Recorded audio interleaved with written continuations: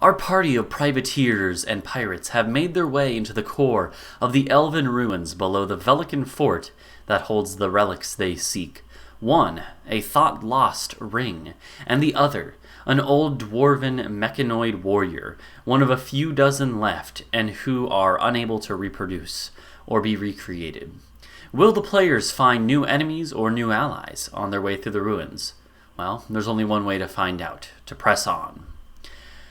Welcome to the third campaign diary for the Renegades on a Vellecan Sea campaign that I've been running over the past few weeks, a couple months now actually. We've been playing every other week, and it is of course set in my world, that in the area that is essentially the Mediterranean of my world. If you've missed the other two, they're both on the channel already.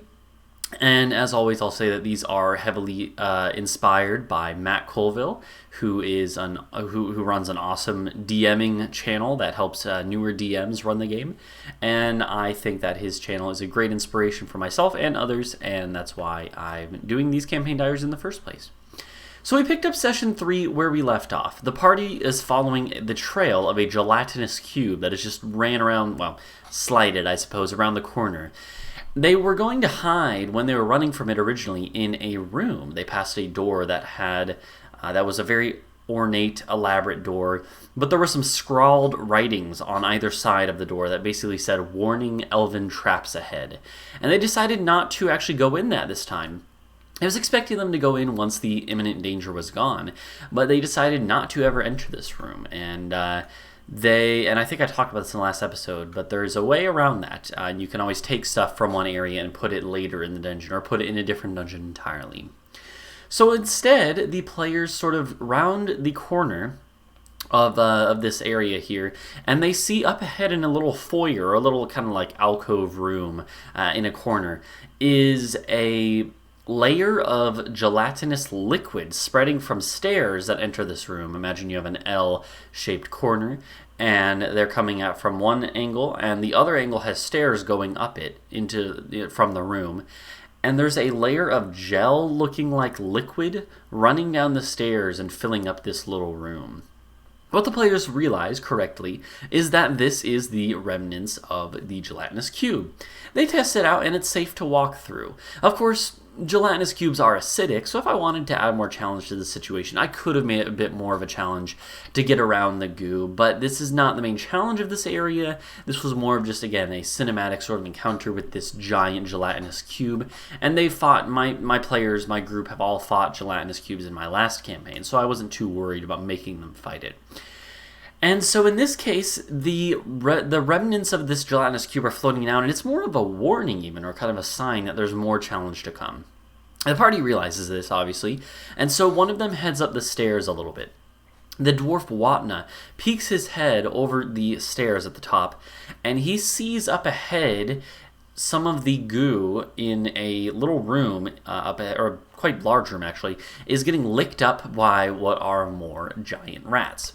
And of course, there's what I described is that as they are looking, they see that there's a few rats here, obviously, but there's also piles of wood and rubble that are kind of around the entrance to this room. It seems like this is some sort of nest or something. So as Wadna is transmitting all this info back to the group, I describe how one of the rats is suddenly knocked away. One of the rats is suddenly knocked away by what they assume correctly is an even larger rat, or a larger creature, in this case probably a rat, and it is such a thing. Watna decides, well, the group decides we should probably just fight them here in this corridor where it's going to be more narrowly easy to kind of hold them off. And so Watna, the dwarf, takes like a hand axe or something, or a javelin, and chucks it down the hallway at one of the rats. It's barely within range, I believe, and does not hit. I believe I just described it as it's clattered off. And now the rats are angry and hungry. And so the players roll initiative. In this combat, as they begin fighting, the larger creature reveals itself. It is a massive rat. I described it as being about the size of a buffalo or a rhino, right? Like a big old rat. You could definitely like stand on top of it, and a couple people could. So I describe that it's not just a normal, well, a normal, large rat, rodent of unusual size. No, it actually has a rapier stuck in its back or its haunches or something, right? It has a rapier stuck into the back of the rat that looks like it's been there for years. The wound has festered, and I describe these black veiny lines spreading from where this rapier is embedded in the flesh of this rat and buried deep into it. And the players are instantly suspicious of it, like, what's going on with this? But the lack of rust on the blade also makes it likely that it could be another magical weapon. As the big rat sort of takes up the hallway, the combat with this rat and the other rat kin ends up being quite simple. It's very limited in the options. At one point I described how one rat kind of like leaps over the big rat and goes prone, takes damage, but then still manages to get an attack off, and I think the players were a little annoyed with that. I was like, yeah, whatever. The rats it's not gonna kill you. There is some damage done to the players throughout this fight, but I expected it to be a lot harder than it actually turned out to be. It was a fairly straightforward combat, and I don't remember who ended up taking the rapier at the end, but I think somebody. I think it was, it might have been Gemdulfo or it might have been Verdin, I don't remember, but one of them went up and like grabbed out the rapier. And that was that combat. Again, not a dangerous fight, but a good way to warm up, and somewhat interesting fight with the whole rapier in the rat's back. After this, the party continues. Surprisingly to me, they still didn't go back to the room with the warnings written outside. And to be fair, their characters have a set goal, and they don't necessarily want to mess around with dangers that they don't need to. And if anything, that's kind of, I think, the... Matt Colville in his videos, to reference, again, someone who's a great inspiration for this channel, I think it used to be that, I'm obviously way too young to know this, but supposedly it used to be that players would be very willing to take on any danger that they came across, because the reward, the inherent sort of implication of D&D is that the greater the risk, the greater the reward. And I definitely try to keep that true in my campaigns. But I think in the newer style of play, there has to be a little bit more buy-in. Why would our characters want to do this? Our characters are smart. Our characters are part of this world. And in the case of these people, they already have a job that's going to be paying them a shoot ton of money. I'm going to try not to use language. A shoot ton of money, right? And they don't want to mess with danger. And there literally is a warning that says danger, right? So the characters pass a few more rooms instead. But nothing else really draws their attention too much beyond this one room and these rats and their nest. As they reach the end of this floor, this kind of more labyrinthine floor, they find themselves on the other side of that giant pile of rubble in the Great Hall, the one where the gelatinous cube had kind of come over from one side into the other, and then they had never gone back this way.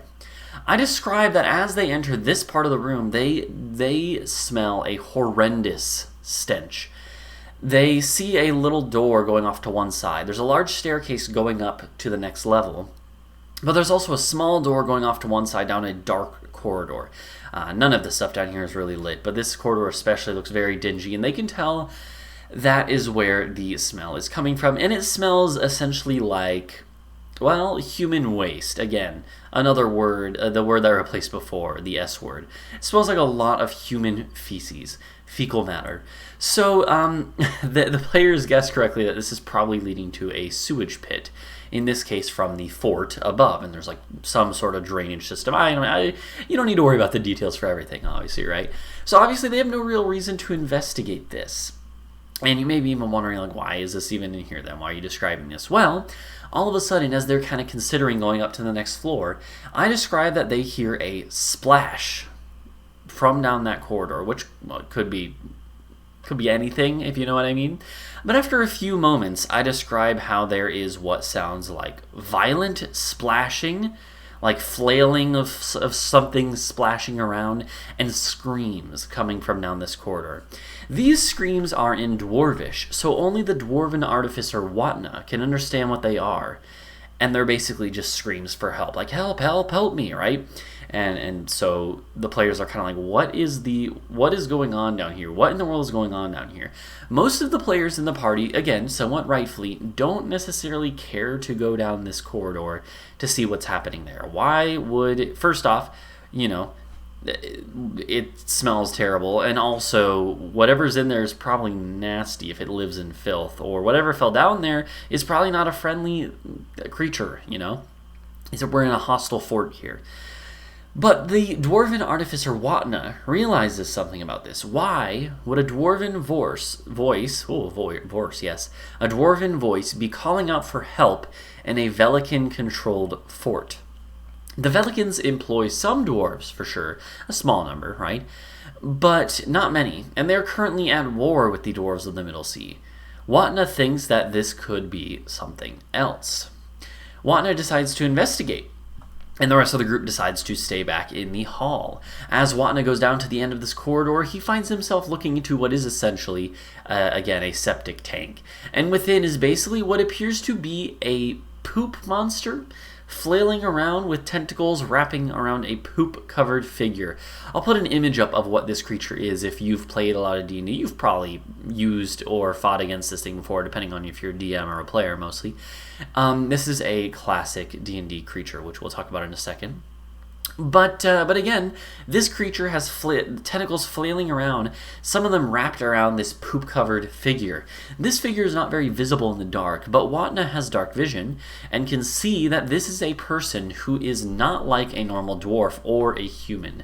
The unfortunate individual is metal-plated with wooden sinews showing in some of the gaps between their metal plating, and a metallic face covering where a normal face would be. Think of like an Iron Man mask, that sort of shape, right? And it turns out that this is the Dwairgsbarn. This is the dwarven metallic warrior that they've been sent here to find. This was sort of their optional objective, but here it is in front of them. And for those who don't know, Dwairgsbarn in my world are essentially the Warforged, who were created by the dwarves, which explains why this one is speaking in fluent Dwarvish. There's no Warforged language, at least not yet. They speak Dwarvish. Watna realizes this and calls out to the group that they should come see this before jumping in to help. And now this triggers what I would say is probably the most dangerous combat of the campaign so far, except perhaps the standoff with the sea folk. This is an Otyugh. Again, picture will be up on the screen again. It is a classic, but somewhat of a weirder D&D monster. I know that back in the day, I've heard at least that back in the day, lots of D&D monsters were literally the creators of D&D, Gary Gygax and others, just looking at random knockoff Chinese toys and toys, that they just got at thrift stores or Goodwill or whatever the equivalent is, right? Looking at toys and just being like, what the heck is this toy? What would it be in D&D, right?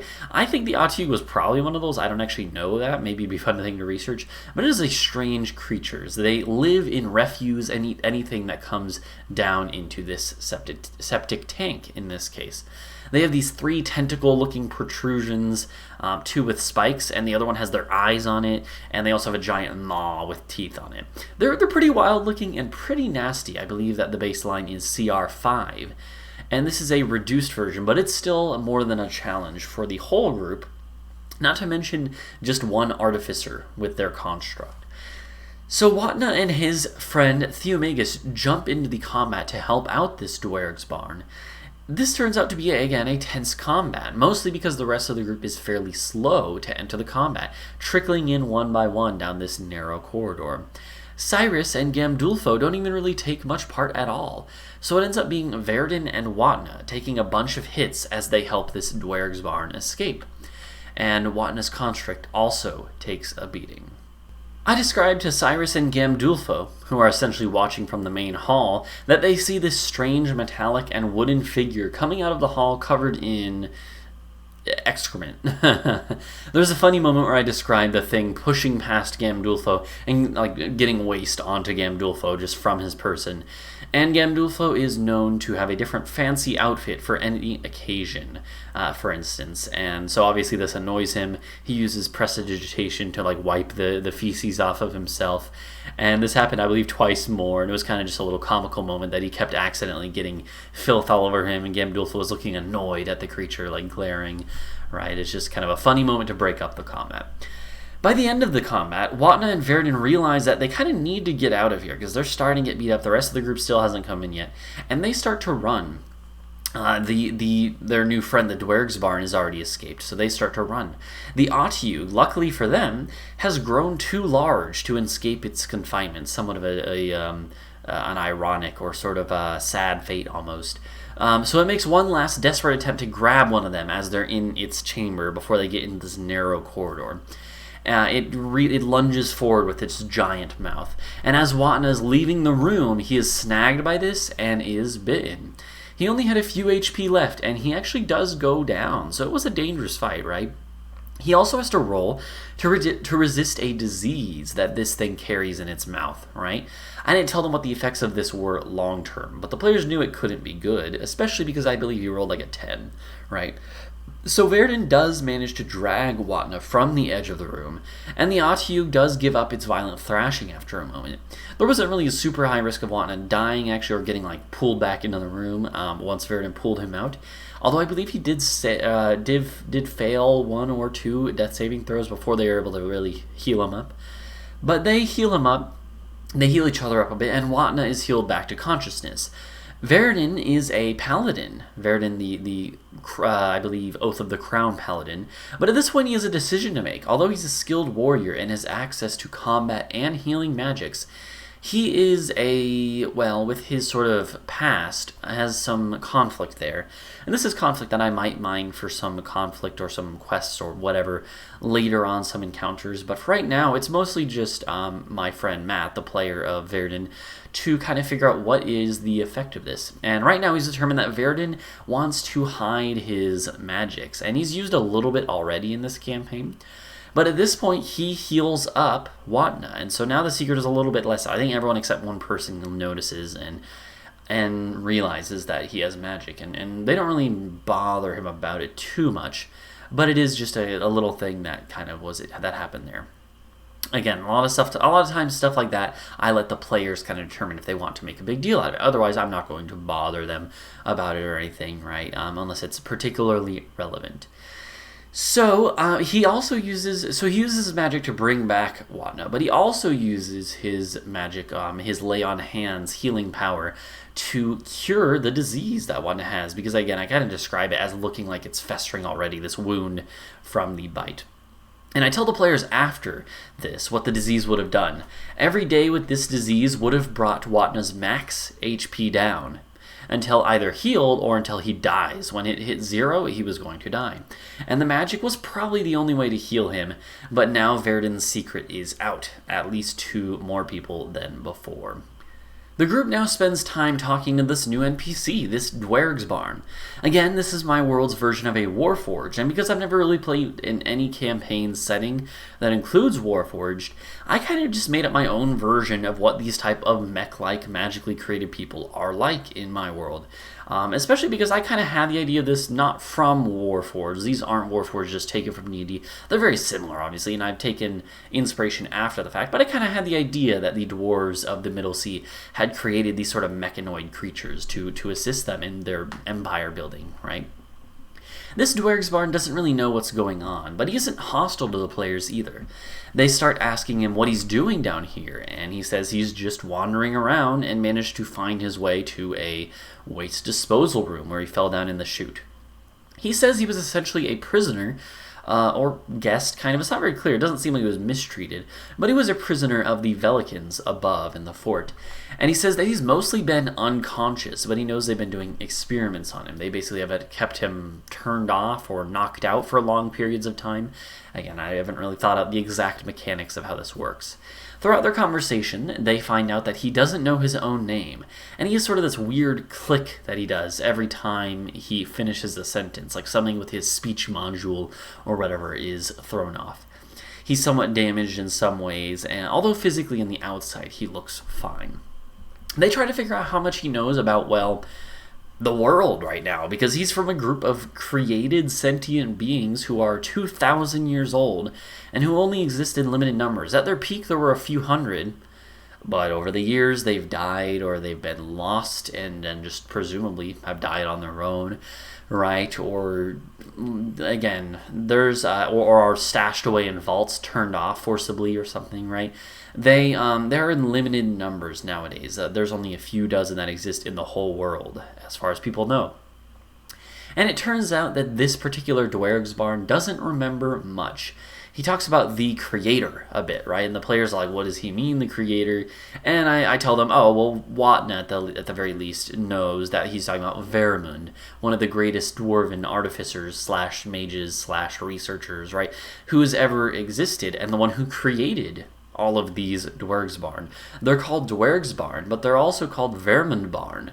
Barn, if you don't know, I use the Gothic language, the actual real-life Germanic Gothic language of the Goths, of Visigoths, Ostrogoths, and other groups, right? I try to use that language and naming conventions of the Gothic tongue to represent dwarven names and stuff. The dwarves of my world speak basically a version of real-world Gothic. I have had ripped that off of the real world, and I could make a whole video about that. But suffice it to say that barn means child, Dwairgsbarn, children of the dwarves, Vermundbarn, children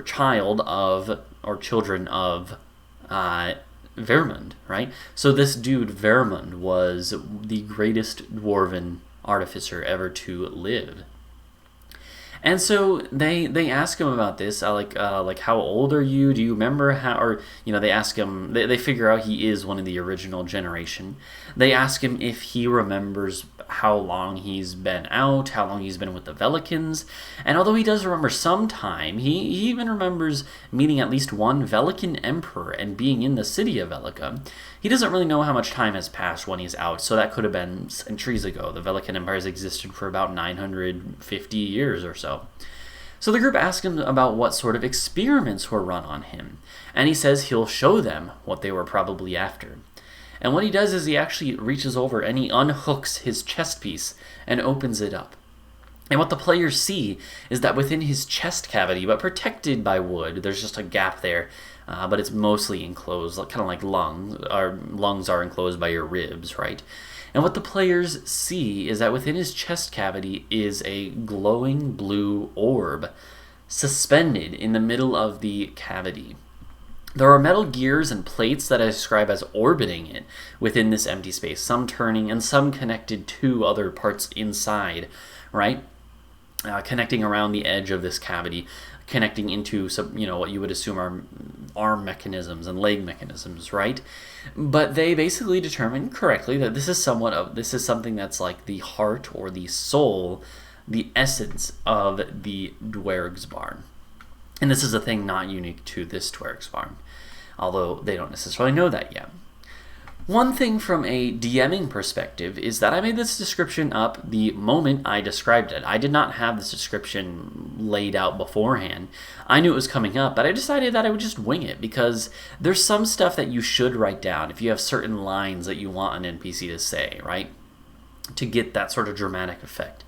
But if you think that you have a rough idea of how something works and you're pretty sure you can wing it, there's no reason not to. In this case, I kind of knew. I was like, it's just going to be some sort of essence, and then it's going to be clearly magical, but clearly also dealing with metalworking, right? And so I can describe this orb floating, clearly, nothing's holding it, but there's other things floating around it, but there's also gears and stuff turning, right? Kind of to give that impression. And the whole idea was just to show, again, that there's sort of a mix of magic and metal here. And beyond this, as a world builder and as a DM, I don't really care how a Dwairgsbarn construct actually works, at least not right now. I am not a dwarven master, inventor, or mage. I haven't even thought about stuff regarding the mechanics of movement. Do they move with pistons inside of them, or is it just magic that lifts things up, right? Probably a mix of both. But again, it doesn't really matter right now. If I need to know it later, I can come up with it then. The party is somewhat whimsically, I don't know if that's the right word, they decide that they will need a name for him, and they call him Cory when they see this, because of the core inside of him, and I thought that was pretty funny. But one thing I really appreciate is that Jack, the player who's playing Watna, came up with a name that Watna would call this guy in Dwarvish, because Jack knows a good bit about languages and knows that I like using real world languages. and has used those naming conventions for Watna. Watna Reichs is a Gothic-inspired name, right? And so he decided to use the term Zeichen, which I believe is related to, I think in German and real world, there's a word called that's Zeichen. I'm not sure if I'm pronouncing that correctly, but it essentially means sign, as in a sign of good fortune. And yeah, I appreciated that. I thought it was a cool way to sort of flesh out. The rest of the group is calling him Cory in Vellecan, the common tongue, right? But Watna, this has a lot of respect for this thing, and calls it Zeichen, a sign, as in a sign of things to come, a sign that he might be getting closer to rediscovering some old dwarvish technology and secrets, right? And so in regards to Cory, as I'll call him, the group asks him if he wants to go with them, and he says, well, sure, why not? They tell him that they still need a ring from the fort above, and show him the decoy ring that they were given to replace it with. And he says, oh, I recognize that ring, they've used it on me before, right? He agrees that he can go with them up above, and he'll play along. Remember, the party has uniforms that match the fort's. They decide that from here onwards, they'll wear the uniforms to attempt to trick other guards into thinking that they went down here after Cory to retrieve him. Cory, again, doesn't seem like he's super happy with being a prisoner, but he also basically says, like, he's like, yeah, whatever, I'll go with you guys, but doesn't necessarily seem like super into the plan. I was actually a little surprised that the players weren't a little more suspicious of him. But at the same time, I suppose they knew that there was a Dwairgsbarn down here. They didn't know, or they don't have much of an idea of that. They don't have any reason to believe that there's anything sort of like about a setup here, right? And there will be more on that to come later.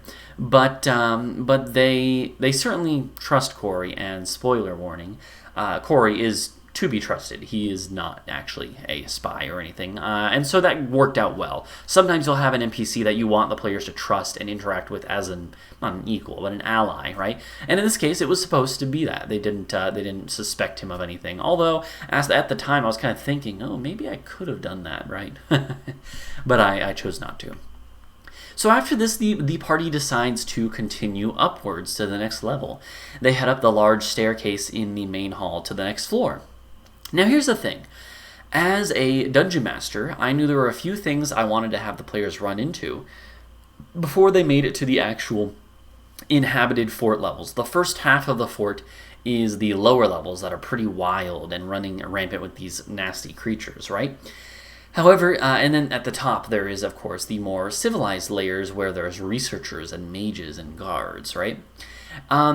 But I had a few more things in the lower levels I wanted to add, and the idea is that they'll level up when they reach the end of the lower levels. And there was a encounter that I wanted them to have before they reach sort of the end of the first half. But I decided at the moment, like kind of in the middle of the session, that I was going to move it to after the middle point. I basically decided I wanted to hit a different sort of encounter that was approaching, and I wouldn't have time for both this combat encounter and this narrative sort of roleplay encounter. I had both of these planned before the session. I decided I don't have time for the combat one. I'm going to move the combat one till next session when they're in the other half. I was like, it could work equally there, and we'll get to what that is. But I changed the original plan and said I'm just going to have their end of this session include this roleplay encounter. They'll level up at the end when they finish this first half, and the second half will just be a little longer as a result.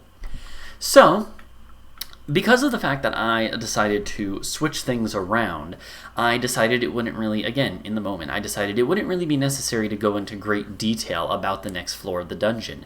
There's no real challenges on it, so I skimmed through it pretty quickly. I think the players were a bit surprised that mid-dungeon I literally say, oh, we're not going to have a map for the next floor, because we were just on a grid-based dungeon crawl, and now we're just describing the next floor. I've done this before, but I think it's not necessarily what everyone expects, right? But there's a few reasons for doing this. For one, I couldn't find a map that showed the floor like I had envisioned in the first place, and so I would have kind of had to just like make something on my own, which takes a lot of work. It's essentially an underground elven keep with like a dining hall and a kitchen and offices and war rooms. And most of the time, if you look up underground keeps on like r/battle maps or whatever, then most of the time they're like cultist lairs or dwarven cities, and those didn't really fit. So I couldn't really find a map. And the other reason I decided to just kind of skim through the description is that I knew there wasn't any combat on this floor. If you don't have a real conflict or challenge on a level of a dungeon, then why include it at all? Why go through the exploration process? Get to the fun stuff, right? And in my opinion, that's the way to handle something like this. And you may ask, well, then why include the level at all? Well, because I believe in the ecology of the dungeon. I want to give the impression that this dungeon is a fairly sprawling dungeon and explain, again, it makes a lot more sense that there's a lot more space that I'm not going to show them, but I will describe as being there, because then it makes more sense that there would be gelatinous cubes, rats, etc., all living together. There's more space they can wander around in. It doesn't make sense if, literally there's a hallway with 2 rooms, and in one exist rats, and the other is a gelatinous cube. They would just wipe each other out early on, right? It makes more sense to me to say that there's a lot of space here. And so I kind of wanted to keep that sort of idea of this dungeon has an ecology. It's a real place that has existed for hundreds and hundreds of years with these creatures here for at least dozens of years, right? And if I were a better DM, I would have also described other small rodents and critters for the same reason, to show that there is plenty of food for such creatures. Although I forgot. But that's my thought process behind kind of skimming through there. So as the players head through this level, I describe these rooms to give them a sense of the elven architecture. I decided somewhat on the spot that even though I was planning the next encounter to be the roleplay one I'd kind of thought of before, that I could probably do something to foreshadow this, right? So again, somewhat on the spot, and I added something to this dungeon.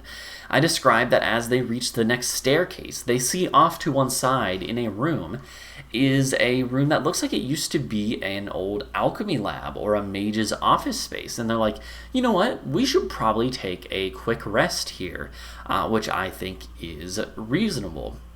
They were a bit hesitant to rest. They were kind of thinking that because Cory has gone missing from up above, the fort is probably looking for him, and they'd rather get a head start on this so that they can be back before the search is in full effect.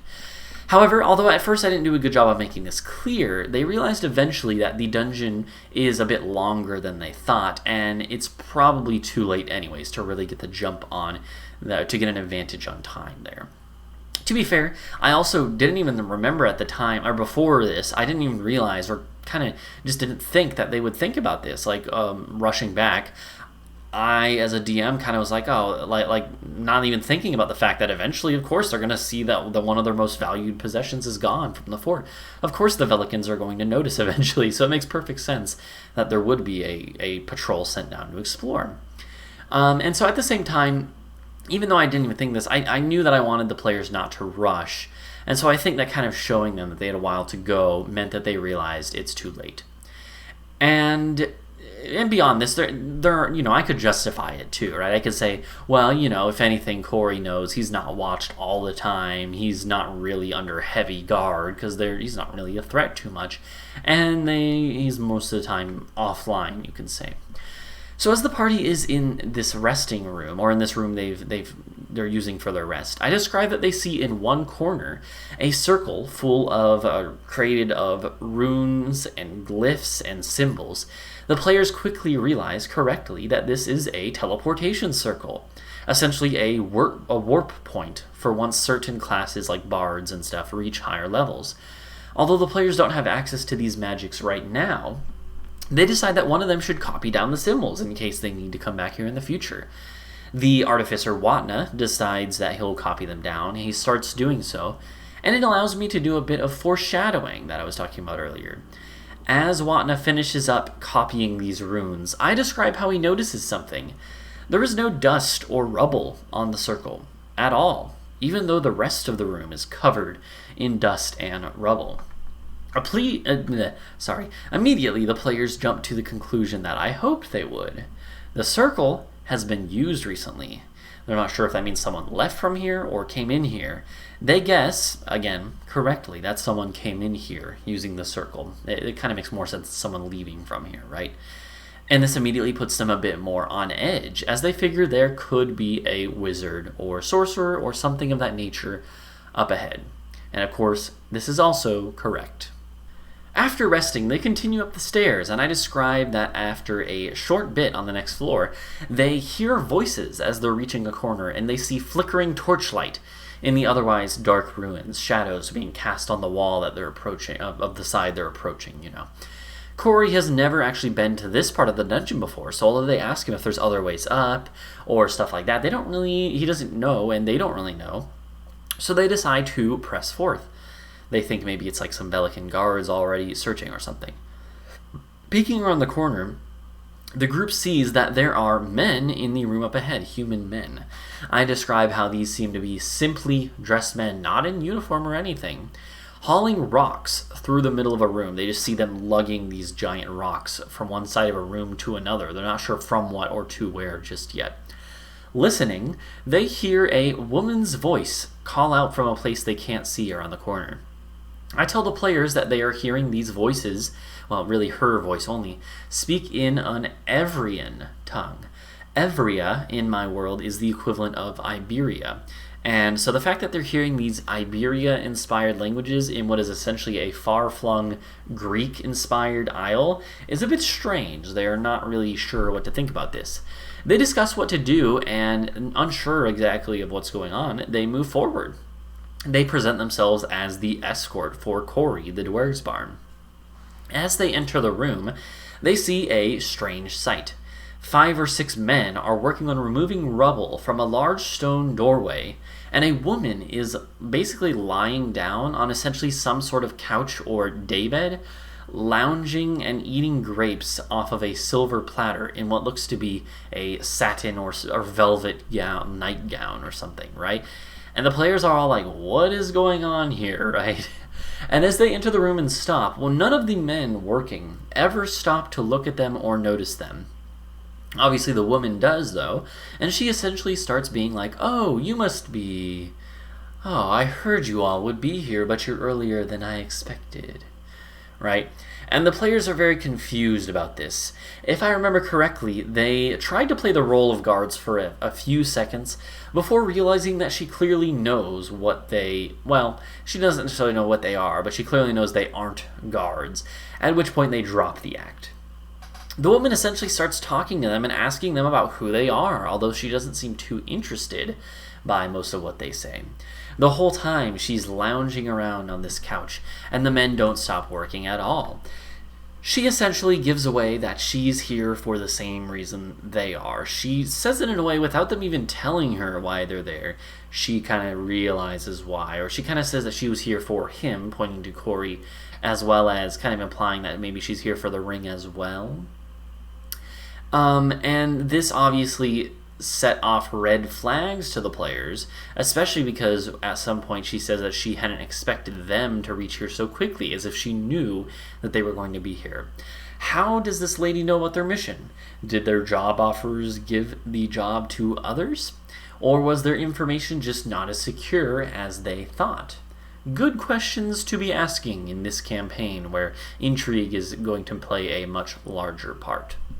At one point, she offers them some grapes. She snaps out, and one of the men immediately drops the rock he was lifting. I described it almost hitting his toes or something. And he walks over, picks up the platter of grapes almost mechanically, and offers it to them. I describe how his look clearly isn't all there. He's sort of like staring intently. Something is weird about these men. The players aren't sure. They make some rolls to see. They aren't sure whether they are actually cleverly disguised undead, whether they're constructs, or whether they are enchanted individuals, but they're clearly not acting normal. And at one point, she essentially describes how these are, or kind of hints that these are just men who live near her home, who she's recruited for the job, right? Which has troubling implications, right? This is clearly not a purely good woman, although it doesn't seem like she's evil either, right? Most of the players refuse the grapes at first, although I believe Gamdulfo starts to eat them, right? As I said earlier, this was intended to be a roleplay encounter, and luckily it came across that way.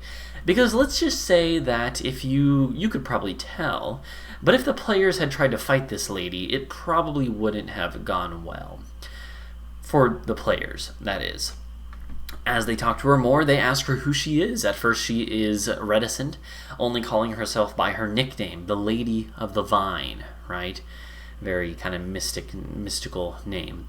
But eventually, when they're basically like, yeah, but that's not a name, though, she tells them a bit more, and eventually calls herself Erma. Erma, Lady of the Vine, which is short for Ermacenda, although the players don't know this yet. Once she has confirmed why they are here, she tells them that she was on her way to fetch the same ring they were, but that she doesn't really need it. So she'll let them fetch it for now. The players are a bit confused by this as well, I think. They are like, why would she let us take it if she wants it, and she could probably wipe us out, right? But they don't know what I know about Lady Erma of the Vine, and what Lady Erma of the Vine knows about them and their situation. She knows a good bit more about what is going on here, and she's trying to help them, right? She has nothing to gain from this, really, except she is going to help them. And she is insightful and perceptive and knowledgeable enough to know that they might be good allies to have in the future, right? So after telling them this, she then says, oh, and if you're willing, I'd like to give you a parting gift, right? And she pulls from her robe a medallion in the shape of a moon. She studies each of them for a moment, then tosses it to Cyrus, the shadow sorcerer. She says that she recognizes his type and kind of makes some generalizing remarks about how she can guess his story, driven from his home by Eravanian zealots because of his power. And it is true, actually. She says that she has some empathy for that, and that he can use the amulet that she just gave him. She tells him, you may have use for that amulet on the next new moon, which is about 6 or 7 days away in game, in my world, right? So, she stands up at this point and claps her hands, and all of the men immediately stand up and run next to her.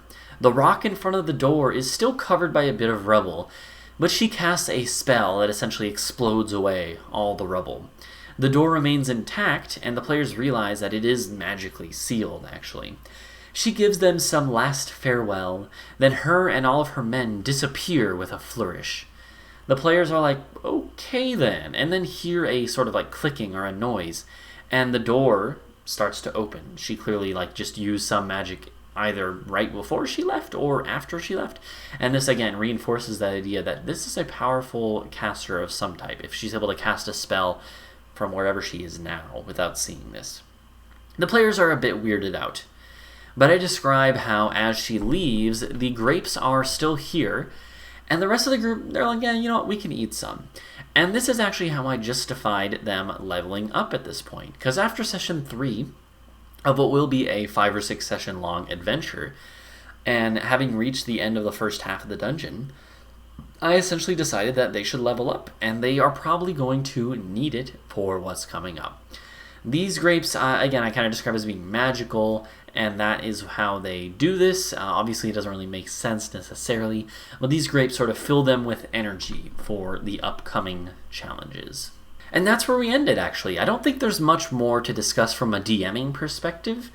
I will say that I was a bit worried about putting in this obviously very high-level NPC in a session this early for a couple reasons. For one, I've had trouble in the past signaling to the players that this is not really meant to be a combat encounter, not this in particular, right? In my last game, for example, we had a session where I threw a powerful dragon, disguised, a green dragon, disguised as a human, a shape-shifting green dragon, right? Disguised as a human. And they ended up just kind of insulting this random guy on the road who basically tells them that they need to serve him, right? And rightfully so, they insult him, although they went a little far with it. And so this dragon reveals himself, and they try to fight him. I think they thought that the combat was inevitable, and it ended up being probably one of the worst sessions of my last campaign. I essentially just beat them all up. No one died, I didn't kill anyone, but I beat them all up. The dragon beat them into submission, and then told them that they owed him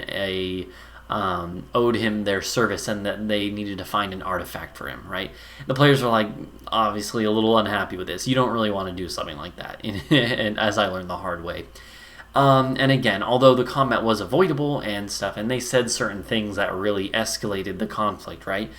it was a bit of ego involved, certainly I have had trouble signaling that this is not going to be a common encounter. This is not supposed to be a combat encounter. This time it went a bit better. For one thing, the NPC did not have interest in making enemies of the players at this level, at the very least, and so even though if she wanted to, she could kill them pretty easily, she has no desire to hurt these people at all. Again, she's not evil. She's not necessarily good, but she's not evil either. I was also a little worried that this could, for a different reason, that this could set the wrong expectations for this campaign, right? This is one of the more high magic areas of my world, but I was hesitant to put in a high level NPC right away. But at the same time, I need ways to get quests or jobs given to the players, and having a much stronger NPC ally or contact can be a good point of comparison for the players, and can lead to cool role-play encounters. It's a resource that the players could use in the future, although it could also be a challenge in the future if they piss her off or something, right? There could be some interesting stuff to come from it. So I think overall it went pretty well. Next session is where things really start to heat up. At this point, we've played 2 more sessions, so I actually owe you 2 more campaign diaries after this one. I'm going to be trying to do these every week or 2. We play every other week, so I can kind of catch up if I do one every week for the next few weeks. I'm certainly missing a lot of details in these campaign diaries, but that's okay. If stuff becomes relevant later on, I'll cover it then. And I know this was a long video. I know this was a very long campaign diary. So if you made it this far, thank you a lot for watching. I'm hoping you have enjoyed it. All right, if you've made it this far, hopefully you have. By the time this video goes up, by the time I'm recording this, actually, I've already posted a video a few days ago that I'm actually quite happy with as well. I'm not going to do the normal thing where saying, leave a like and subscribe, although you're welcome to. But what I will say is, if you enjoyed this video and want to support the channel more, I made another video recently, a much shorter one, talking about my thoughts on world building, and specifically using wonders of the world, the concept of having wonders of the world, using that as a tool or a world-building exercise to make your world more idiosyncratic, more unique. If that sounds like something that you would be interested in, if you're interested in world building and would love to hear, or like to hear other people's opinions on how to world build, I would love to hear your thoughts back on that, and feel free to check that out. I'm pretty proud of it. I think that the points are, I think they're things that have helped me, right? And I'm sure other people have used that idea in the past as well, of using world wonders to flesh out your world. But I'd love to hear your thoughts and hear if you agree with my opinions on that. And I'm pretty proud of the video itself. So feel free to check that out. Other than that, I will see you in the next campaign diary, when things will really start to pop off in this campaign. See you guys then. Bye-bye.